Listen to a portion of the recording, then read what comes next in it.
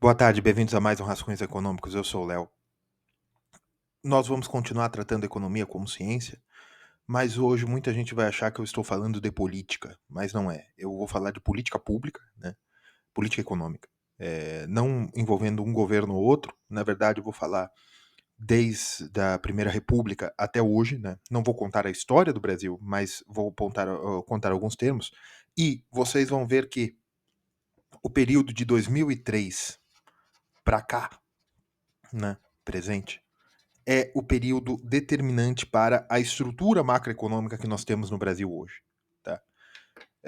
Mas o tema da live, né, o motus, é por que o Brasil não se desenvolve? Né? Por que nós estamos presos no mesmo padrão de vida, ou até menor do que nossos pais? Né?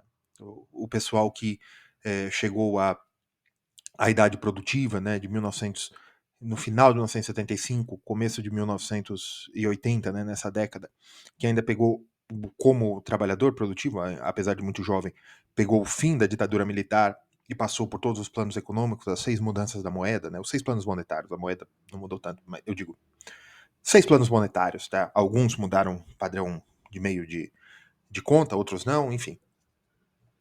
Por que que o Brasil estacionou, né? Por que de 2014 para cá, né?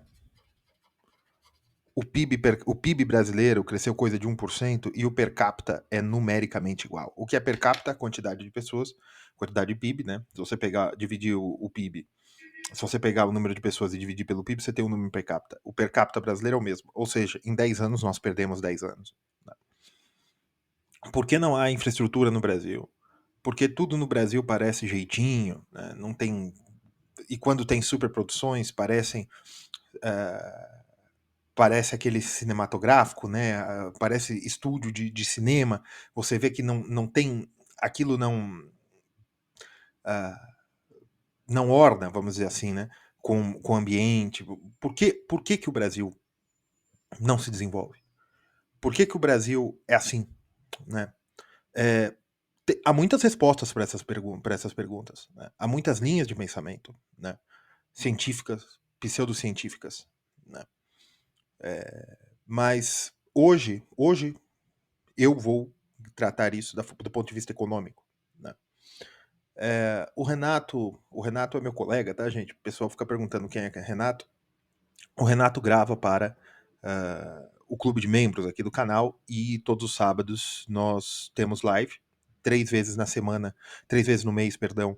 Esse sábado, o sábado será para membros apenas, né? E um sábado no mês é para público, né? A live.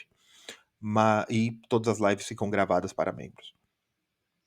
E ele grava conteúdo exclusivo para membros e ele fez uma aula sobre o Wixel, né? Eu não sei falar o nome desse sueco, que é que imprimir dinheiro não gera inflação, né? Que é o debate monetário, o debate monetário, né? A teoria quantitativa contra outras concepções de moeda. Ele fez esse vídeo que pegou muitas visualizações aqui, criou muita polêmica, gerou uma semana aí de debates monetários aqui no canal. Mas o conteúdo dele fica para membros, né? E o Renato tratou sábado passado agora, né? Hoje é dia 9 de junho, no sábado passado, acredito que foi dia 6, dia 7, ele deu uma aula pra gente, né? 2 horas de aula na live para membros, tratando do problema da poupança, né? O problema do capital externo, da dívida externa. Dívida externa. E o que eu gosto aqui do canal, e o tom que o Renato colocou também, o Renato utilizou tanto o ferramental austríaco como uma concepção keynesiana neoclássica, né, de economia para explicar esse conceito de dívida externa e um dos grandes problemas porque o Brasil não se desenvolve, ou foi o grande drama do desenvolvimento brasileiro. Léo, o que isso ajuda no meu rico dinheirinho? Eu já disse isso uma vez e vou dizer de novo. Nenhum conteúdo do canal é feito para ajudar o seu rico dinheirinho. Aqui eu quero ensinar economia como ciência. E eu entendo que você tendo uma concepção ampla de economia, você pode tomar suas próprias decisões, certo? Eu vejo que o brasileiro tenta sempre procurar um pai na internet. Alguém que diga para ele o que fazer. Veja, eu não tenho idade para ser seu pai, eu não sou seu pai, certo? Então você veja aí o que você faz, a vida. Esse vídeo eu não preciso falar que não é uma indicação de investimento, porque eu não vou falar nada de investimento aqui. Eu vou falar de concepções econômicas, né? E é isso aí. Curtam esse vídeo, inscrevam-se no canal, considere se tornar-se membro, porque aqui eu faço a divulgação científica, aqui no conteúdo aberto. Eu faço a divulgação científica. Tem muita gente aí falando, Léo, eu nunca tinha pensado dessa forma que você está colocando, eu vou rever tal coisa na minha vida, vou rever tal coisa no meu investimento, vou rever tal coisa na minha carreira. Não é a ideia fazer que você reveja a partir do que eu falo. A ideia é que eu te apresente o conteúdo econômico para que você veja que há mais na vida além da educação financeira, há mais na vida além do desenvolvimento pessoal, né? E que o que te mostram aí na internet e te vendem como doutrina, na verdade são escolas científicas ou de técnicas, né? Técnicas de como investir, técnicas disso, técnicas daquilo, mas a ferramental eles tomam tudo da economia.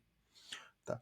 Então, não, a minha concepção para esse canal realmente é explicar para vocês, mostrar para vocês, divulgação científica. Isso é economia. Economia é ciência.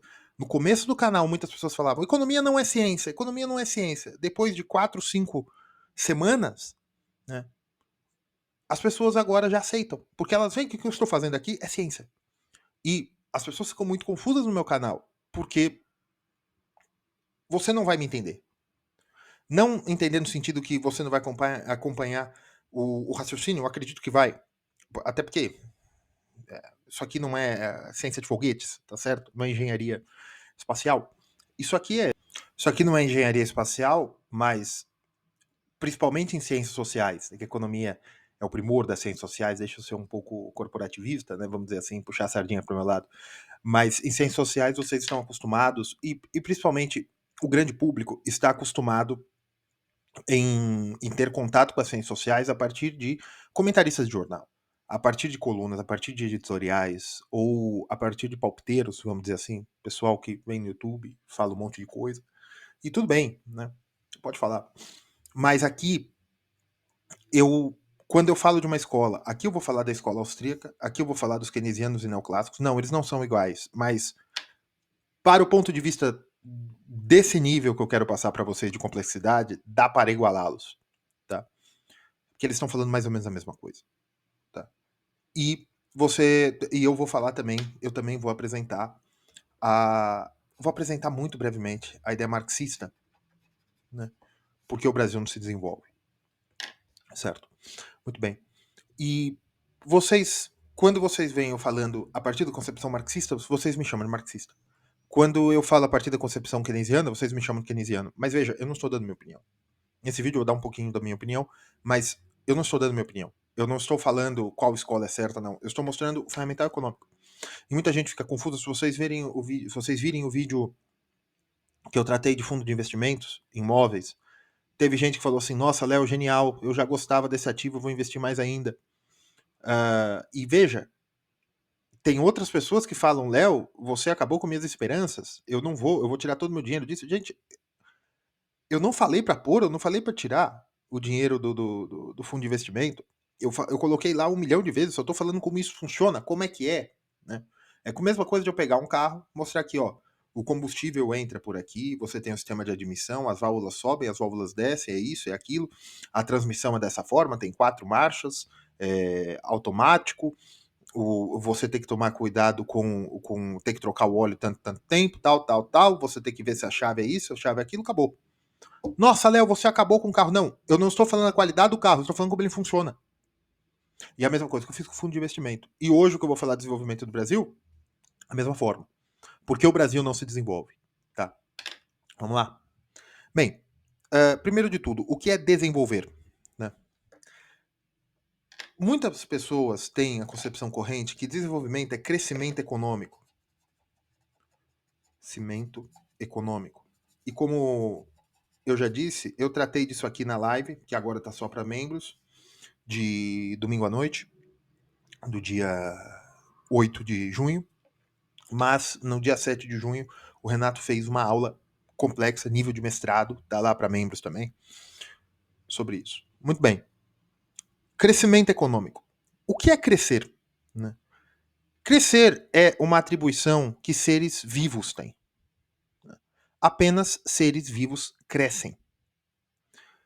E o crescimento de um ser vivo é análogo ao desenvolvimento, mas ele pode se desenvolver sem crescer. Tá? Muito bem. Crescer é aumentar as dimensões de um ser vivo. Você planta uma árvore, a árvore está crescendo. Você tem um bebê, uma criança nasce, a criança cresce.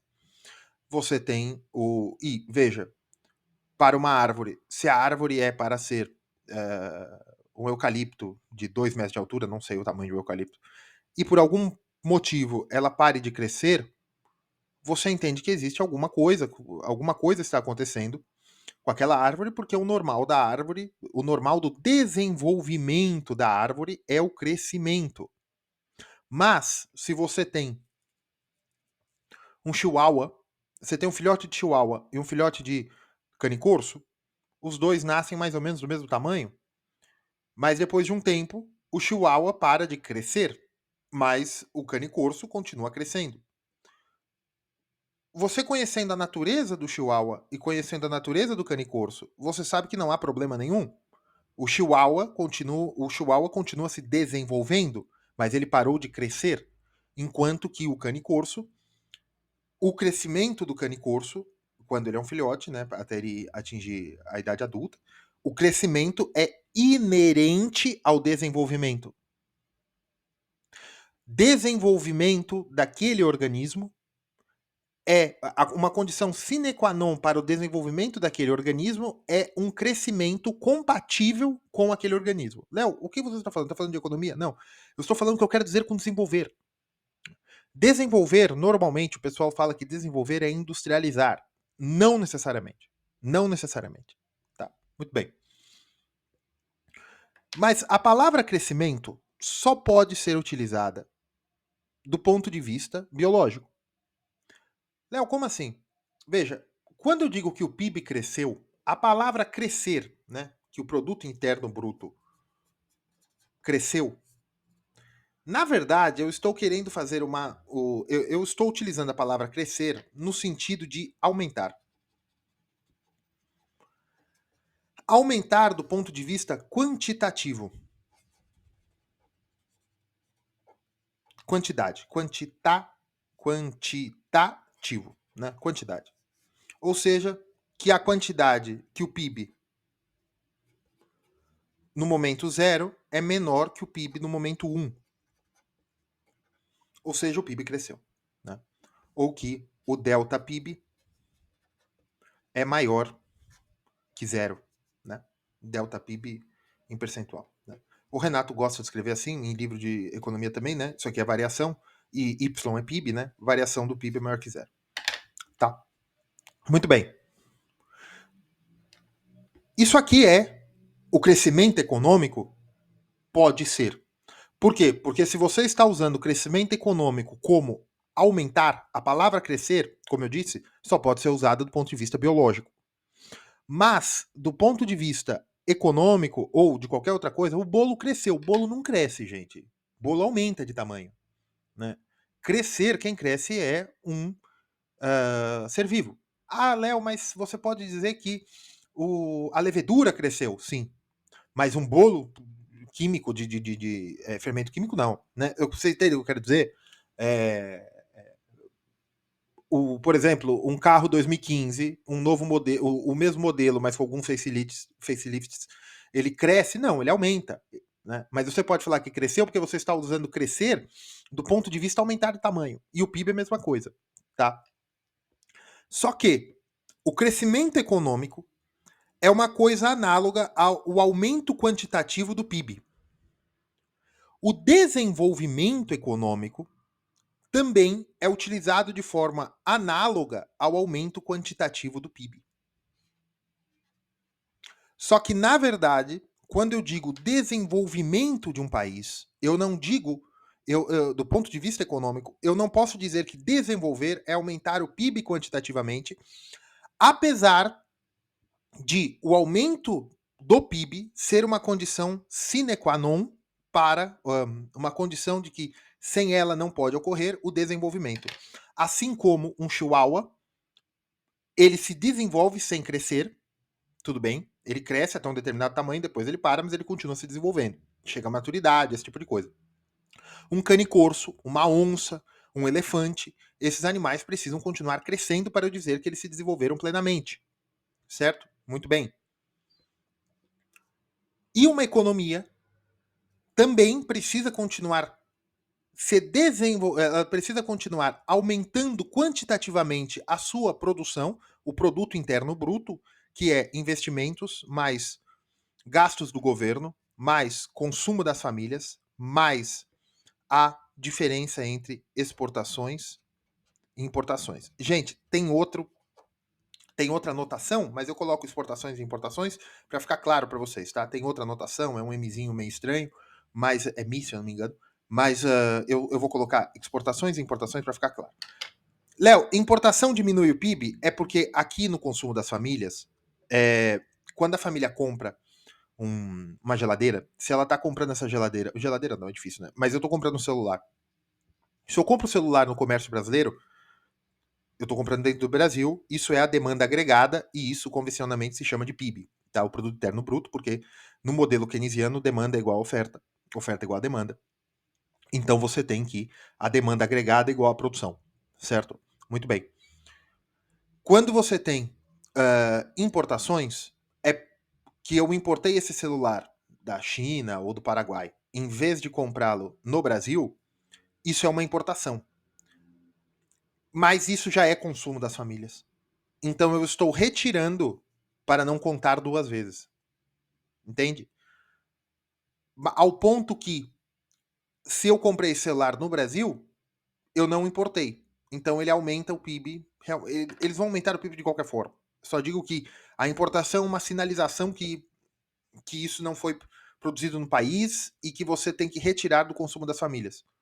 Tá? Por quê?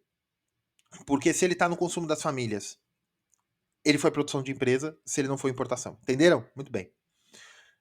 Então, para você ter o crescimento econômico, isso aqui tem que aumentar, e tem que aumentar mais ou menos da mesma forma para que seja um desenvolvimento. Se você tem um crescimento econômico no gasto do governo, isso não pode dizer que isso é um desenvolvimento. A economia não está alcançando os padrões de maturidade, de par e passo com o resto das economias mundiais. Porque, veja, se você tem, eu dei esse exemplo na live de ontem, estou repetindo aqui, se você tem, por exemplo, se você analisasse a economia inglesa do Reino Unido do ano de 1800, é uma economia desenvolvida para a época, certo? Isso é o desenvolvimento. Desenvolvimento é estar par e passo com o que é esperado para o seu grau de maturidade naquele momento observado, certo? Muito bem. Se você olhar a economia brasileira hoje, nós estamos par e passo para o que é esperado do resto do mundo? Não. Não estamos. Na maioria das coisas, principalmente na quantidade de capital disponível. Nós temos uma falta crônica de capital. Nós temos uma falta crônica de capital humano. Nós temos uma falta crônica de valor agregado. Tá? Porque isso é o desenvolvimento natural das sociedades hoje. Certo? Muito bem. Léo, por que você perdeu tanto tempo com isso? Porque eu estou querendo dizer o seguinte: você pode ter crescimento econômico sem desenvolvimento. Que é exatamente uma das críticas folclóricas que se faz ao keynesianismo, né? Que o keynesianismo pode aumentar o PIB, né?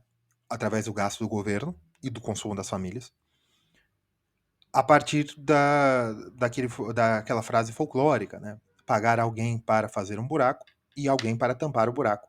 Né? Isso vai gerar o aumento do gasto do governo, consumo das famílias, porque você tem o multiplicador daquele salário que é pago aos dois trabalhadores, um que está criando o problema e outro que está resolvendo, e esse dinheiro vai espraiar pela sociedade, né?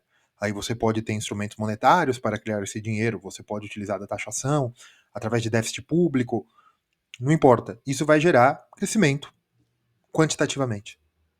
Mas isso não é desenvolvimento. E por que eu estou falando tudo isso? Porque para você ter a produção, né, da economia liberal, né, do mundo liberal, do capitalismo, né, como os marxistas chamam a economia liberal, e que os próprios liberais tomaram esse nome capitalismo. Né? Você tem vários autores que utilizam o nome capitalismo. Mises utiliza o nome capitalismo. Schumpeter utiliza o nome capitalismo. Né? Os macroeconomistas modernos, né, de mais variadas escolas, usam o nome capitalismo. Então vamos usar o nome capitalismo. Eu não gosto desse nome, mas tudo bem. Do capitalismo moderno, né, na sociedade que nós vivemos hoje, desde 1840, desde a Revolução Industrial, o que você precisa para o desenvolvimento? Você precisa de capital. Veja, você sempre precisou de capital em todos os momentos da história. Todos os momentos da história. Você tem o capital humano, que são pessoas, força de trabalho, pagadores de impostos. Né? Isso é o capital humano. Braços, pessoas.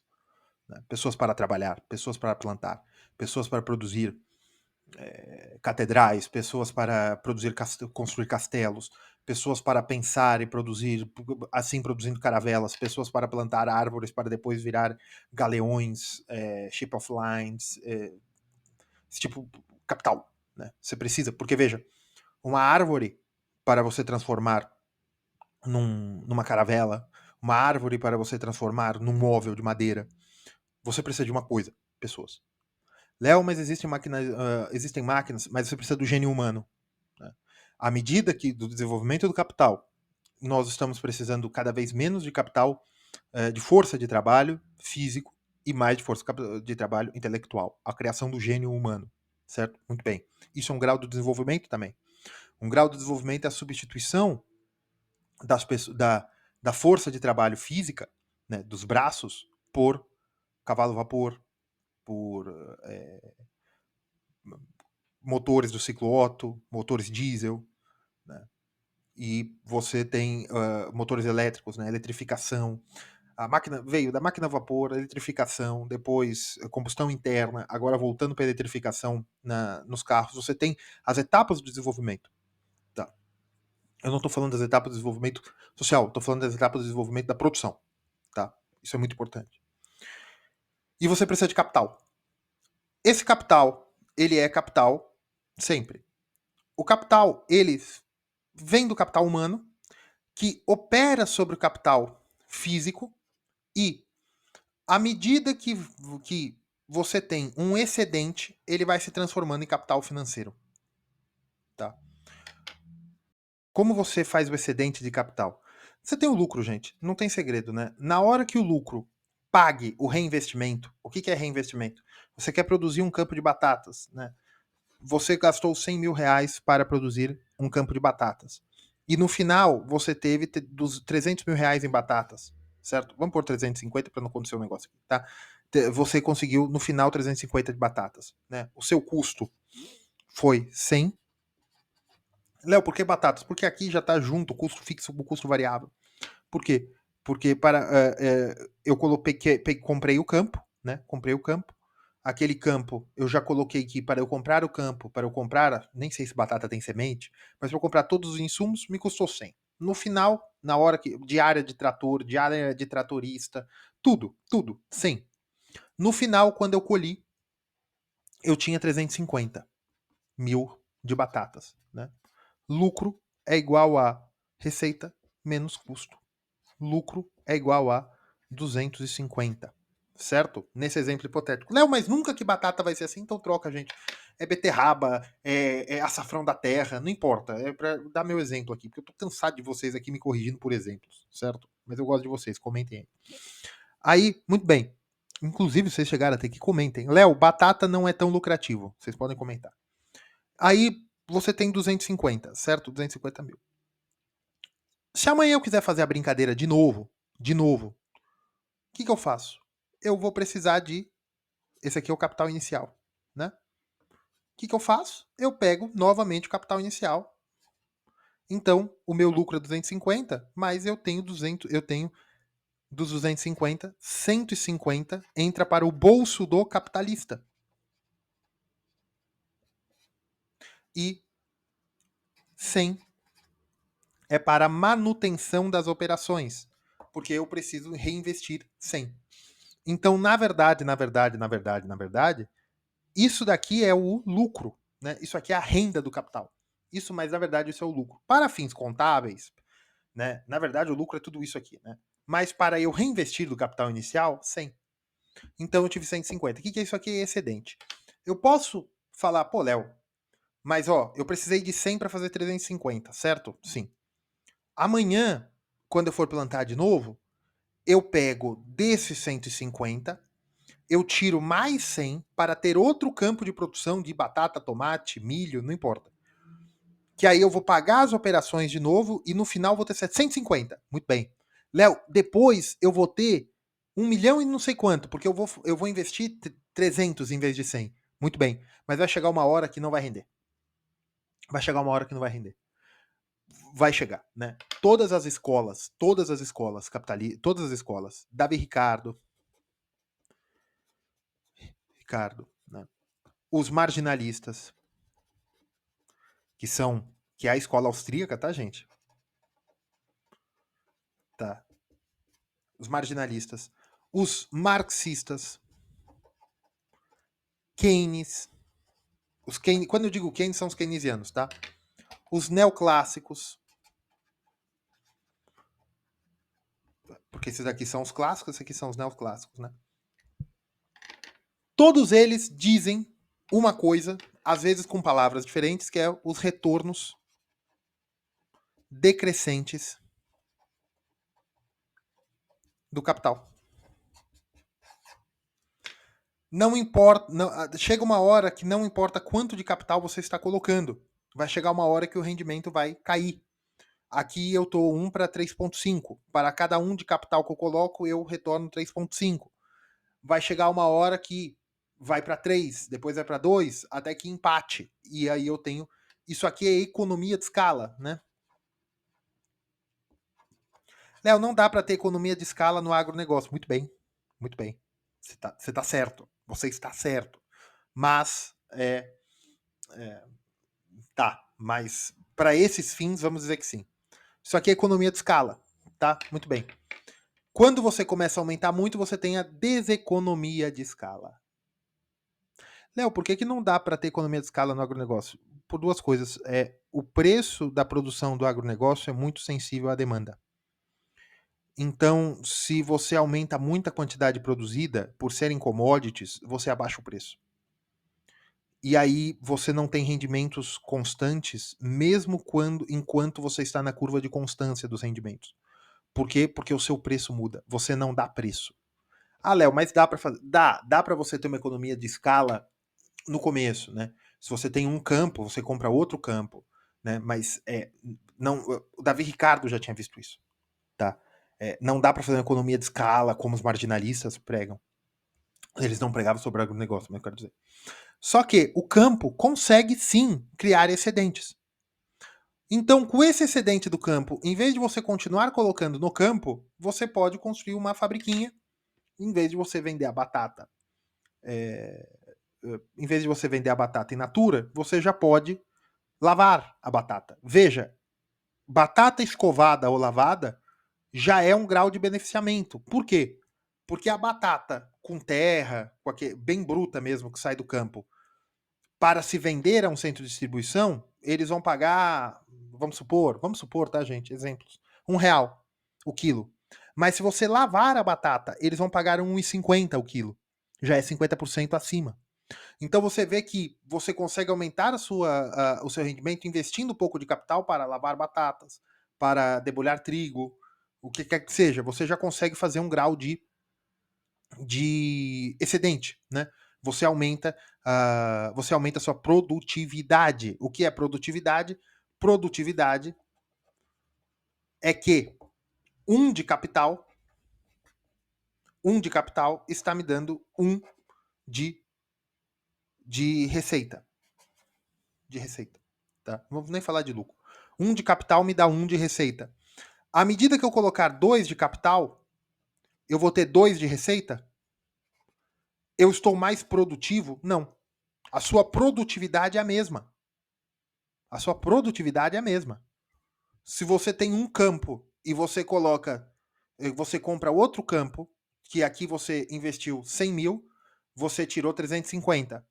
Mas se você compra outro campo, você vai colocar mais 100 mil, então vai ser no total 200 mil, você vai tirar 700 mil. A sua produtividade é a mesma.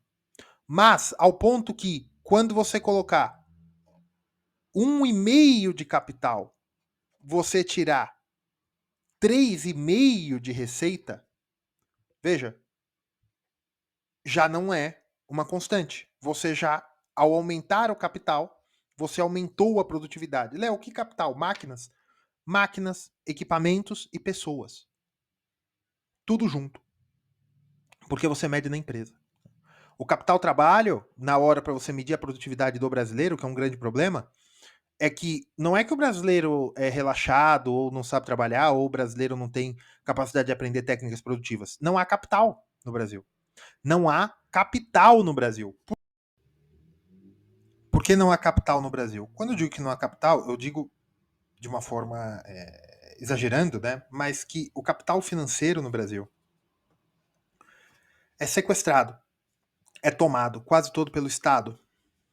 Por quê? Porque o Estado brasileiro demanda muito capital para se financiar.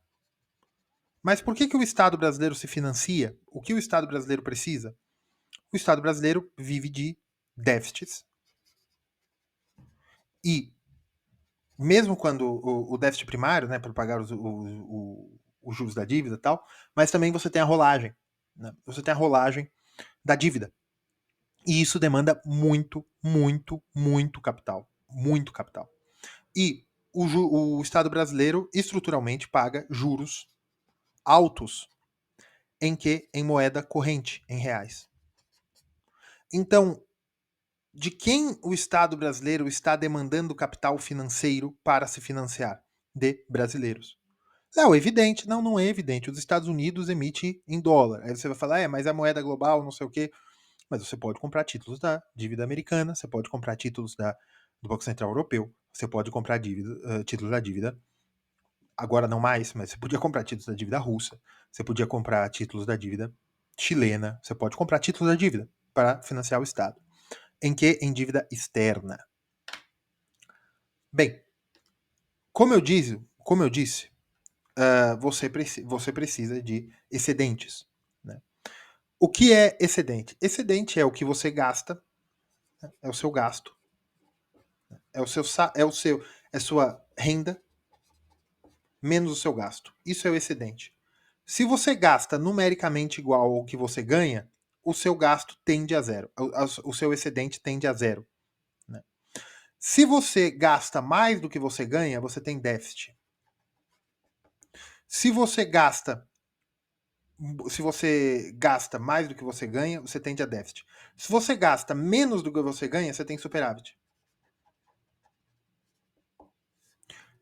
Superávites constantes vão levar a excedente. Esse excedente pode ser colocado no mercado financeiro, se eu não quiser investir na economia real. Um excesso de excedentes no mercado financeiro leva à queda da taxa de juros. O que é o excesso de excedentes? O excesso de capital. A operação real da economia, as operações reais da economia, né, da econo real, né, as operações reais da economia levam a constantes superávites, ou seja, há lucros constantes em que os capitalistas estão colocando dinheiro no bolso. Isso aqui é a definição austríaca, tá? À medida que você vai tendo superávites constantes, você diminui a taxa de juros, porque esse dinheiro entra para o capital financeiro. À medida que esse dinheiro vai entrando no capital financeiro, a taxa de juros abaixa. Mas ela abaixa só porque entra dinheiro? Não. Nisso aqui é austríaco e keynesiano. À medida que você tem uma quantidade de capital financeiro maior, né, oferta, né, de capital financeiro maior do que a quantidade de capital financeiro demandado,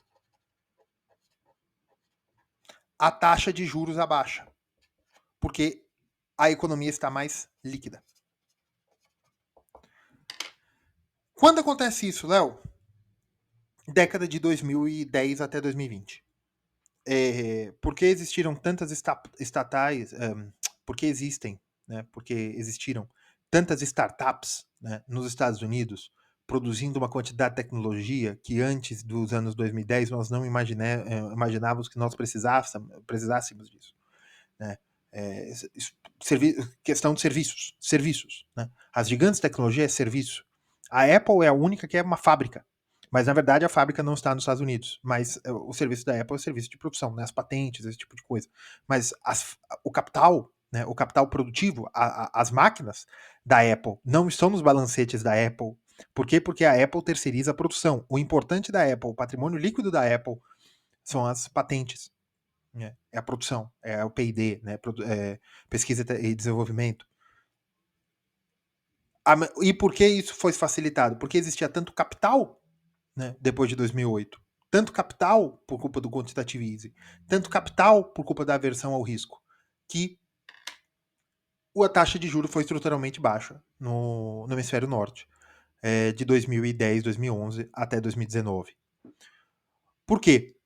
Por que elas foram estruturalmente baixas? Porque havia muito capital e havia pouca demanda por esse capital. Então você tem a Amazon, você tem a Uber, você tinha Airbnb, empresas que davam e dão algumas prejuízo, né, contábil todo ano, mas continuavam conseguindo se financiar porque os investidores entendiam que elas iriam dar lucro em um futuro tangível.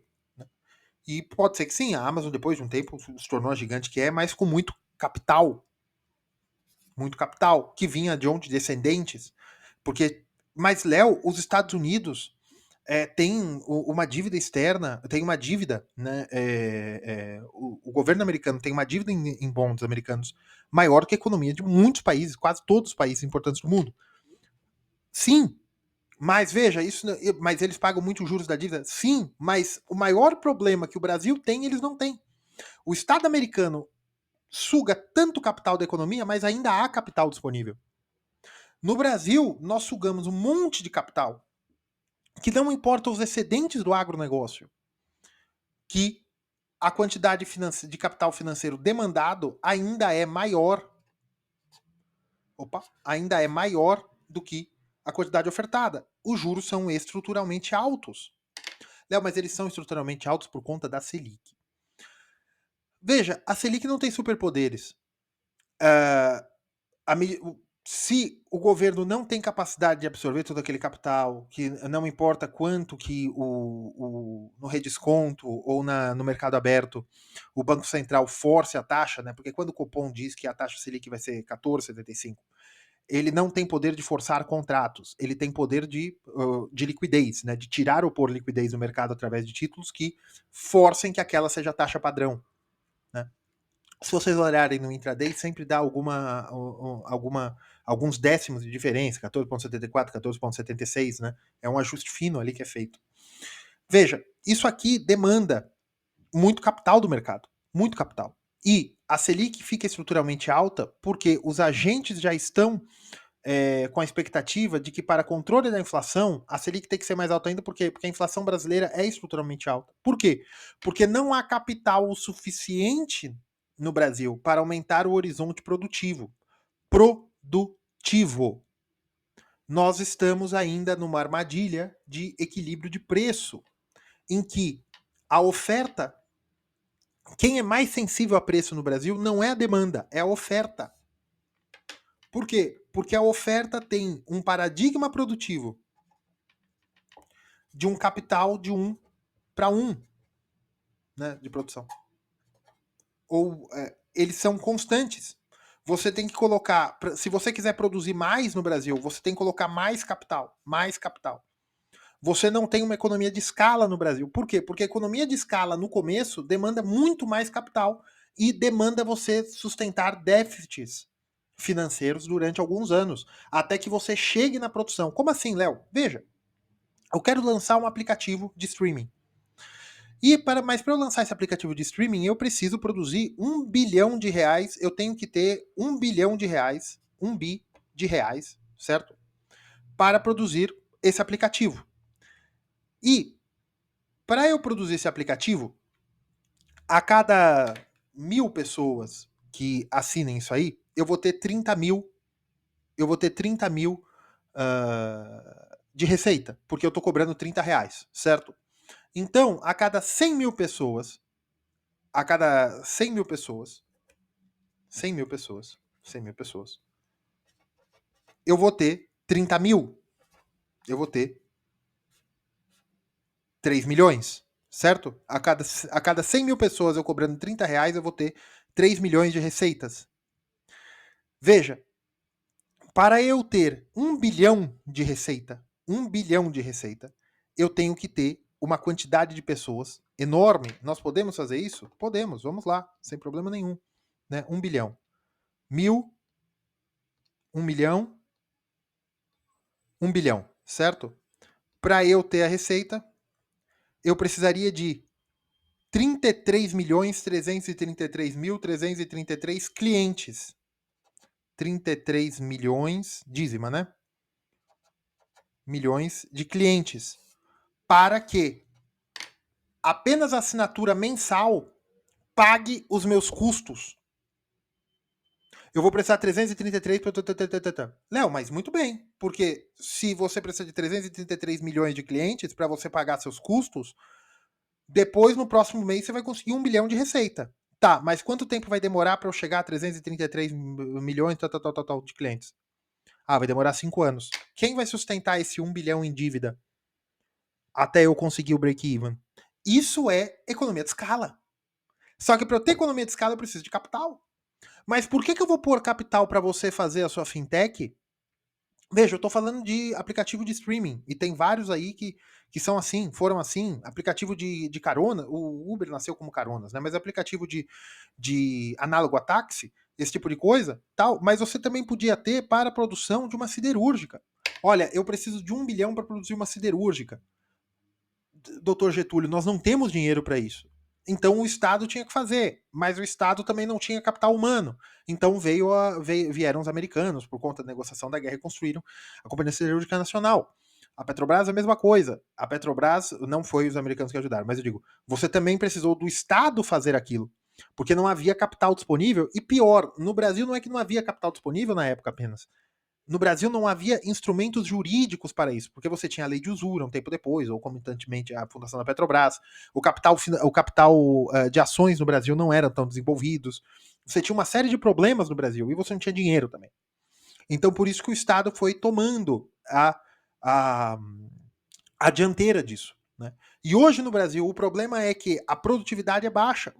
Para você aumentar a quantidade de itens produzidos, a sua produtividade é 1 para 1. Você tem que colocar mais capital, mais capital, mais capital, mais capital. Ao ponto que aqui, nesse exemplo que eu dei do website, da plataforma de streaming, dos aplicativos análogos a táxi, ou até até de uma companhia de siderúrgica, né?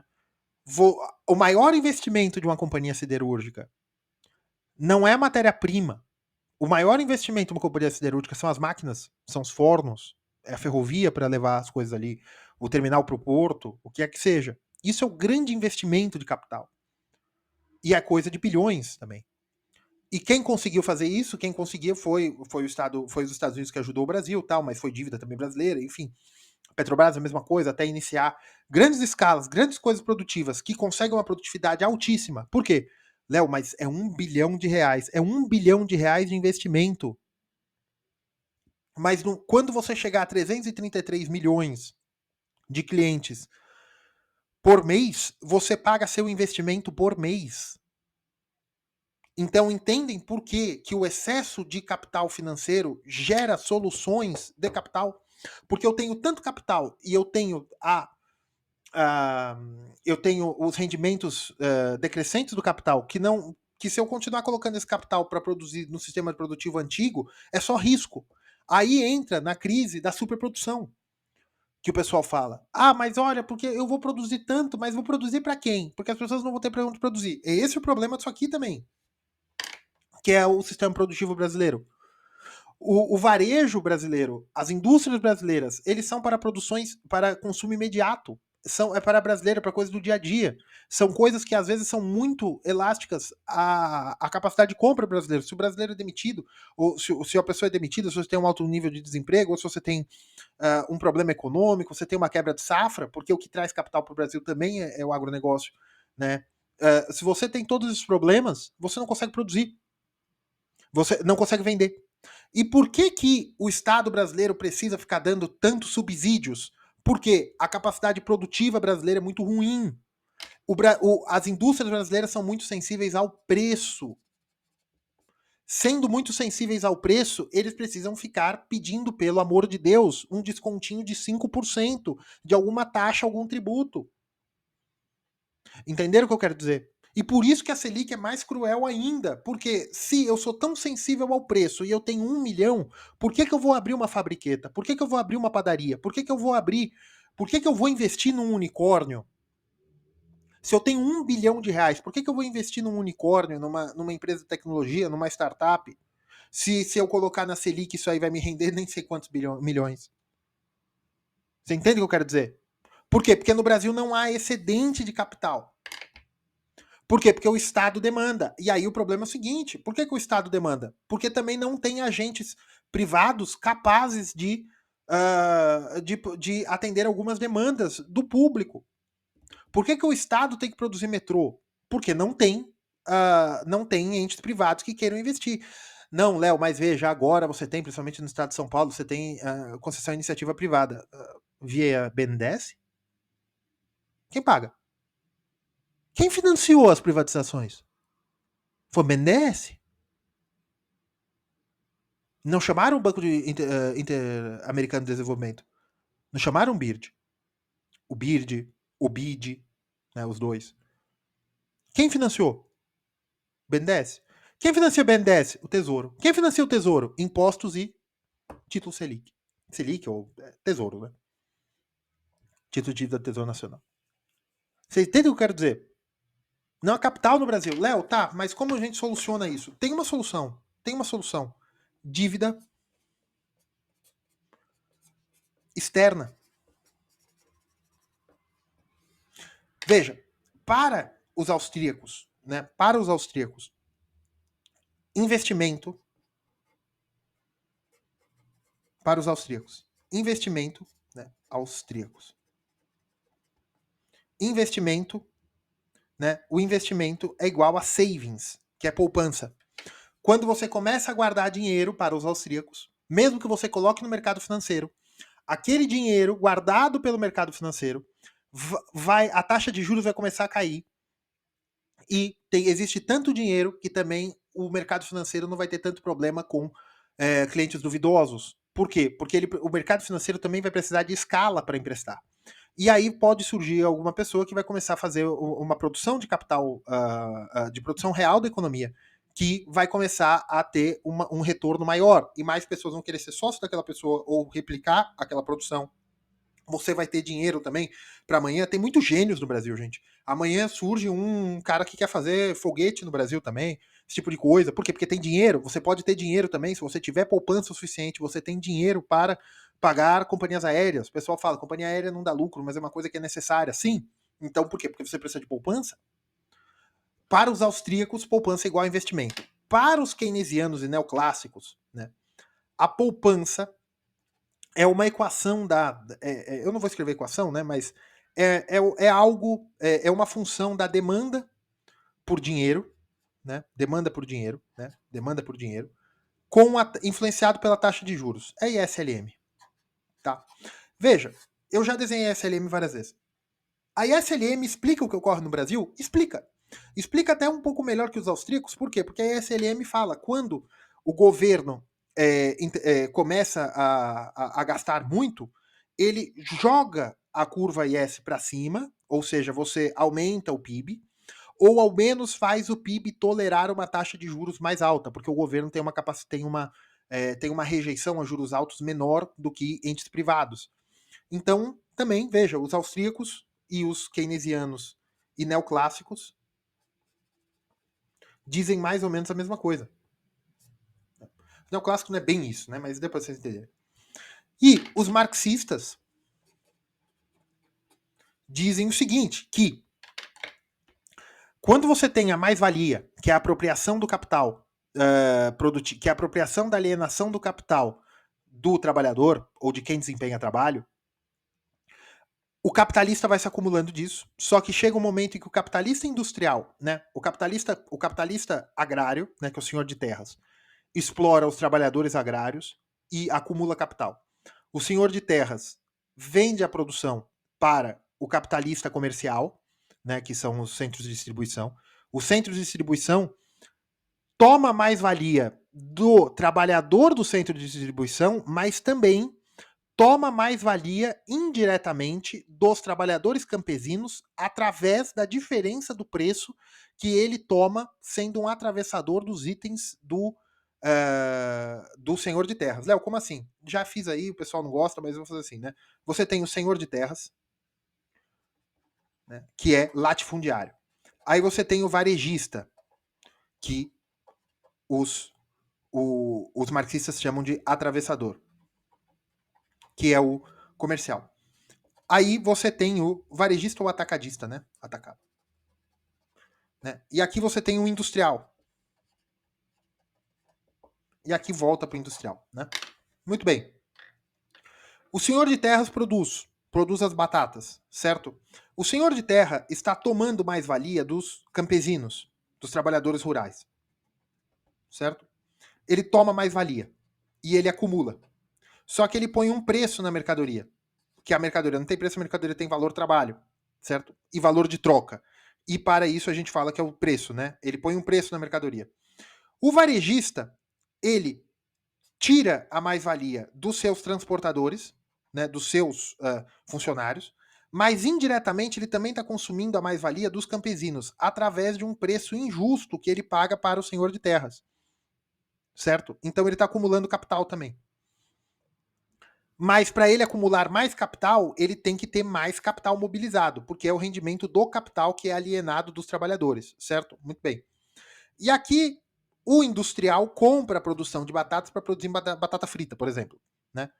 E aí ele está acumulando duas vezes cruzado. Ele está acumulando também dos campesinos. Por quê? Porque o item que os campesinos produziram no campo, na mão do industrial, vale muito mais. E pela alienação do trabalho, eles estão dentro da mesma cadeia. Então ele também está retirando o capital do campesino, certo? E ele também retirando o capital do campesino, ele está retirando também capital cruzadamente do senhor de terras, do varejista, porque esses são como se fossem funcionários do industrial, certo? E aqui você tem acúmulo de capital na indústria. Só que quem financia tudo isso? O sistema bancário. Os bancos tomam capital de todos e acumulam. Acumulam esse capital, esse excesso de capital, ou acumulam capital de toda a cadeia produtiva e transformam em capital financeiro, que pode ser transformado amanhã através de um capitalista em investimento em uma outra fábrica de outra coisa que vai continuar tomando capital. Então veja, até pela concepção marxista da palavra, para você produzir o desenvolvimento, que é o aumento da capacidade produtiva, você precisa de capital. E para a concepção marxista, como é que você impede isso? O governo tributando. Léo, mas isso não é marxista. Marx disse que precisava de imposto de renda para que você retirasse o capital da mão dos capitalistas e pudesse, assim, ir retirando a mais-valia aos poucos. Então aqui você tem o Estado fazendo o que Marx disse, retira o capital, mas não por justiça social, por incompetência mesmo. E aqui você vê os austríacos, se investimento é igual a savings, né? Savings é a diferença do que você gasta com o que você tem de renda. Se você tem tributação, você diminui ainda o que você pode gastar e o preço do que você está pagando, porque no Brasil você tributa renda e consumo, certo? Então você já pressiona investimento. Se você coloca investimento do ponto de vista nacional, você também tem a tributação da indústria, que reduz o excedente do industrial. E você aumenta o preço médio. Aumentando o preço médio das coisas, você diminui também a capacidade de consumo em escala. E você diminui a capacidade de produção em escala. E você mantém que você está fazendo um capital 1 para 1. Um de capital para 1 de produção. O Brasil tem que se desenvolver com dinheiro de uma forma que você possa aumentar a produtividade. Léo, e o que entra dívida externa? Para todas essas escolas, tirando a marxista, né, para os austríacos, keynesianos, neoclássicos, quando você compra do exterior, você está comprando estoque. Estoque é um item de investimento. Por quê? Porque eles estocaram. Quando uma fábrica japonesa produz carros e vende ao Brasil, era estoque deles. Não, mas eles produziram por encomenda direta. Não importa. Se você não tivesse produzido e eles tivessem capacidade produtiva, eles têm capacidade produtiva para isso, eles têm capacidade produtiva ociosa, seria estoque. Né? Seria o capacidade ociosa, reduziria o PIB. Se eles não produzissem, reduziria o PIB. Eles produzindo e guardando é estoque. Ou é capacidade ociosa ou é estoque. Quando você importa, você está pagando com o quê? Com moeda internacional. No Brasil, dólares. Certo? Você paga com dólares. Você pagando com dólares, você força um negócio que é sua balança de pagamentos, que é tudo que entra e que sai do Brasil. No item de balança comercial. Beleza. Então, qual é o problema que normalmente se fecha isso aqui? Para você não tirar capital financeiro e manter no Brasil, que é o protecionismo. Porque as indústrias irão produzir. Beleza, mas com que capital, meu amigo? Ah, mas é melhor do que importar. Mas quando você importa, você pode importar capital, máquinas e equipamentos. Porque não tem no Brasil. Beleza. Mas se você não permite importação, tem outra forma de você fazer a produção de capital no Brasil. Você traz fábricas estrangeiras para cá, como o Juscelino Kubitschek fez, como o regime militar fez, como até hoje no Brasil se tenta atrair investimento estrangeiro para cá. Mas veja, por que o estrangeiro vai investir aqui se ele pode emprestar para o governo? Carry trade. Vocês falam tanto. E veja, não é a realidade. Não tem tanto carry trade como vocês falam, né? Que é arbitragem. Não tem tanto. Mas por que se ele pode fazer isso? Porque o que corre mais risco? Eu construir uma baita de uma fábrica no interior de Goiás, ou em São Paulo, ou em qualquer tipo, você investir na Bahia, qualquer estado do Brasil, ou você trazer $1 milhão e deixar no banco. Ah, mas tem um risco cambial. Mas quando você faz a fábrica também tem risco cambial. Então você tem mais atrativos no mercado financeiro. Por quê? Porque você tem o Estado demandando. Léo, e o que você quer dizer por dívida externa? Veja, importar gera dívida externa, que é que você tem que pagar por mês uma cota de dólares para continuar importando. Quando você traz empresas estrangeiras, aquele capital não pertence a você. Você está pagando o rendimento do capital. Qual o rendimento do capital? Remessa de lucros ao estrangeiro. Essas fábricas alemãs, japonesas, italianas que se instalaram no Brasil, desde sempre elas pagam rendimentos aos acionistas. Na Itália, no Japão, na Alemanha. Nos Estados Unidos também, muitas fábricas americanas, dos Estados Unidos. Entenderam o que eu quero dizer? Então, Léo, o que você está querendo dizer? O que o Brasil deveria fazer? O Estado brasileiro deveria começar a emitir dívida externa, títulos. Por quê? Porque o Estado conseguiria se financiar em dólares, trazer capital para o Brasil e parar de pressionar o capital interno para transformar o capital financeiro brasileiro não tão rentável para os investidores brasileiros para que eles comecem a emprestar para as fábricas. Léo, mas veja, não pode ser assim porque aí você está aumentando a demanda. Não, você só está permitindo a produção. Mais um programa de reinvestimento? Não, sem fazer programa, sem nada, sem fazer programa de reinvestimento, sem lançar um novo pacto, nada. Abaixa o nível dos juros, como? Financiando o Estado através de dívida externa. Não precisa ser tudo, mas faz um pouco. Por exemplo, o agronegócio são bilhões de reais que é o ajuste, né? Porque o agronegócio toma via plano safra e ele paga 23, ele paga 7%, de 7 a 10%. O Estado está cobrando 14, 15. Então, como é que você faz? Você faz o ajuste. Quem paga? O Estado.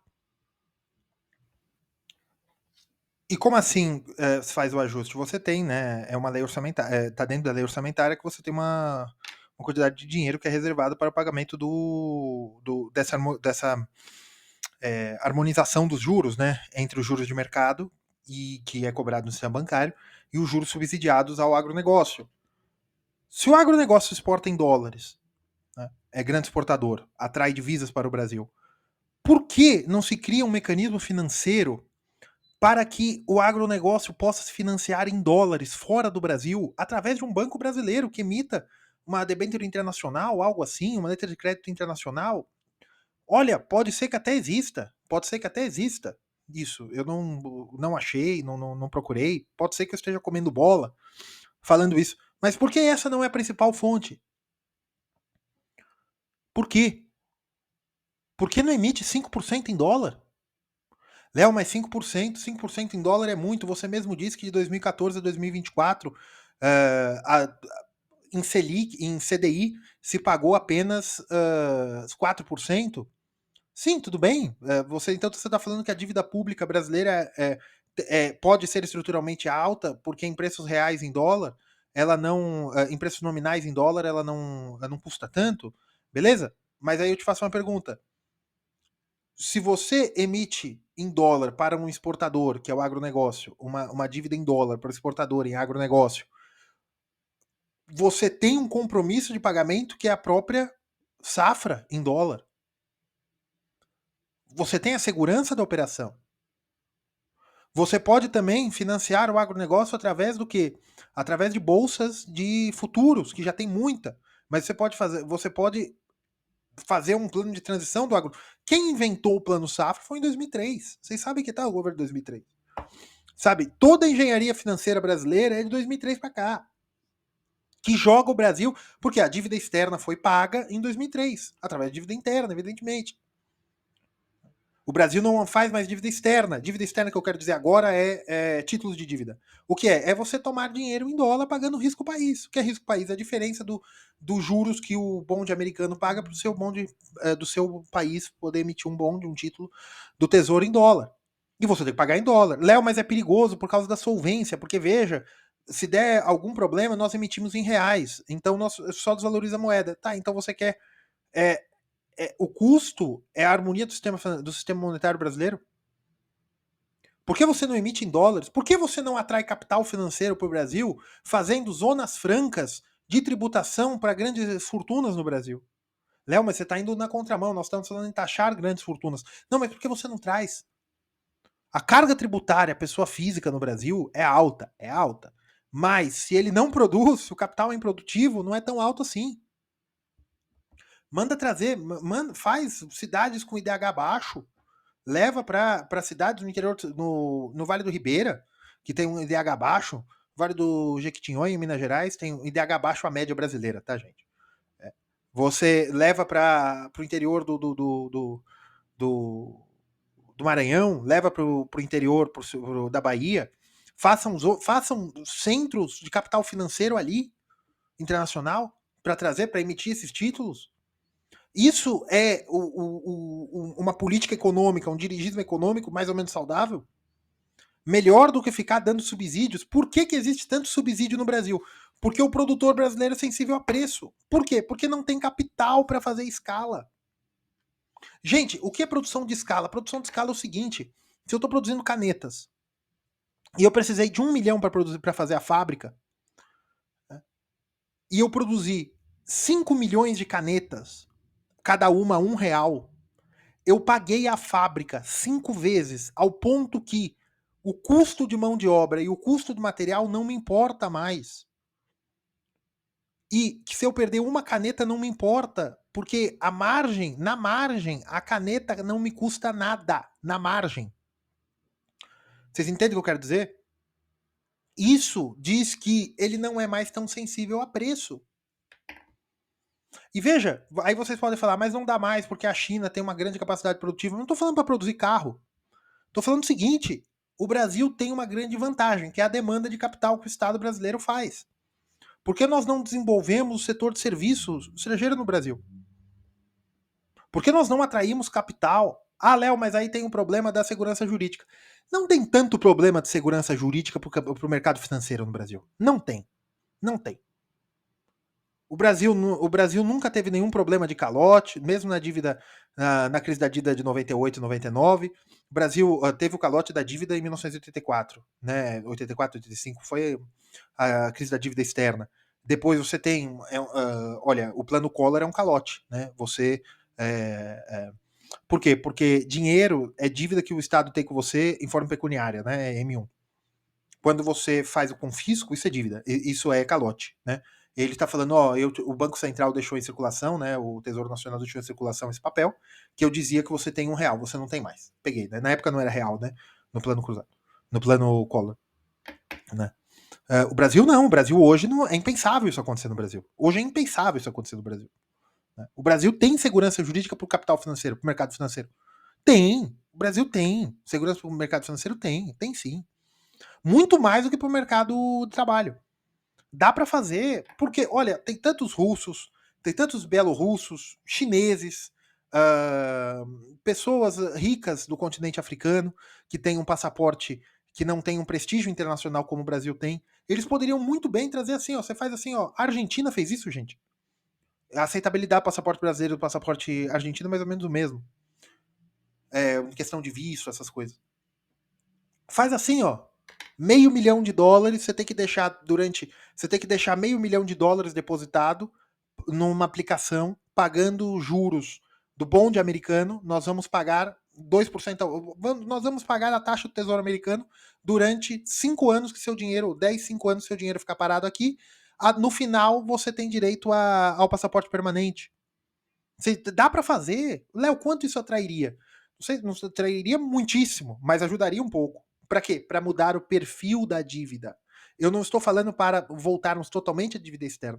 Mas, Léo, e o problema se nós não tivermos dólares o suficiente? Gente, à medida que nós aumentarmos a capacidade produtiva brasileira e nos colocarmos no comércio internacional através dos serviços também, e parar com um grande problema da balança de pagamentos brasileira, da balança corrente, da conta corrente brasileira, é o seguinte, é quanto nós pagamos por serviços.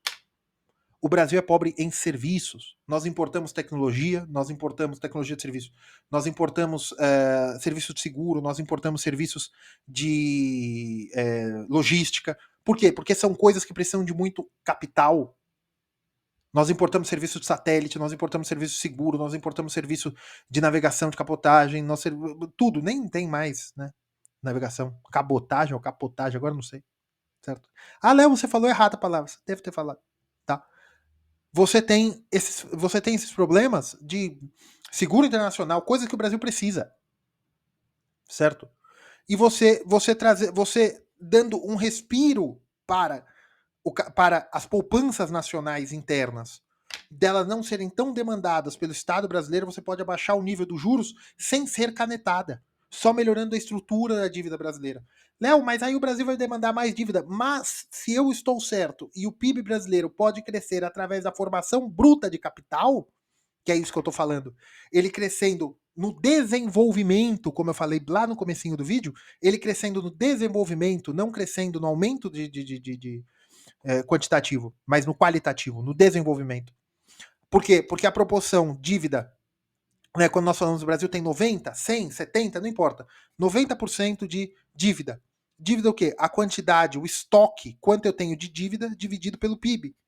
Gente, à medida que eu aumento o PIB, isso aqui cai, e cai muito rápido.